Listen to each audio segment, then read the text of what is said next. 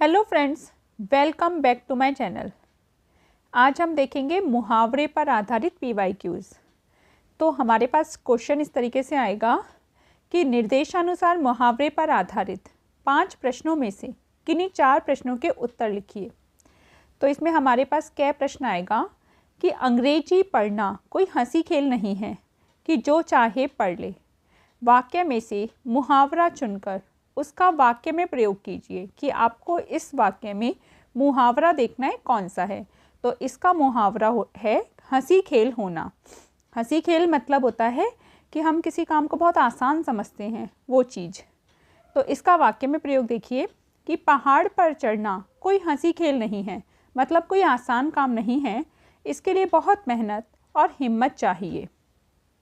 इसी प्रकार हमारा अगला क्या प्रश्न है, उचित अनुचित का निर्णय लेना, अर्थ को व्यक्त करने वाला मुहावरा लिखिए। तो इसका जैसे हमें ही एक और मुहावरे का देखना है कि जैसे उचित अनुचित का निर्णय लेना, ये जो अर्थ को व्यक्त करने वाला, कि उचित अनुचित का मतलब कि हमें सोच विचार कर जो सही और गलत है उसका निर्णय लेना है।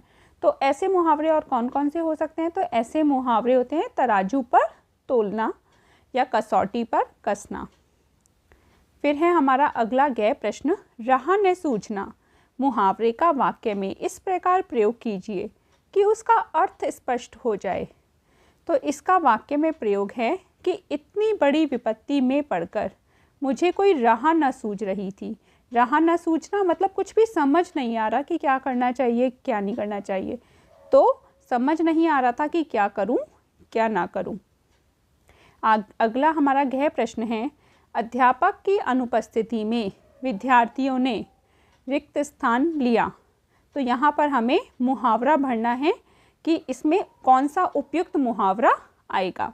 तो इसमें क्या है, आसमान सिर पर उठा लेना, कि अध्यापक नहीं थे तो विद्यार्थियों ने आसमान क्या है सिर पर उठा लिया। अगला प्रश्न हमारा ड है, एड़ी चोटी का जोड़ लगाना मुहावरे के अर्थ को व्यक्त करने वाला कोई अन्य मुहावरा लिखिए। तो एड़ी चोटी का जोड़ लगाना इसका मतलब होता है बहुत अधिक प्रयास करना, मतलब जितना हम कर सकते हैं ना वो संपूर्ण प्रयास करना, जो कुछ भी कर सकते हैं। तो ऐसे ही अर्थ को व्यक्त करने वाला हमें दूसरा मुहावरा लिखना है।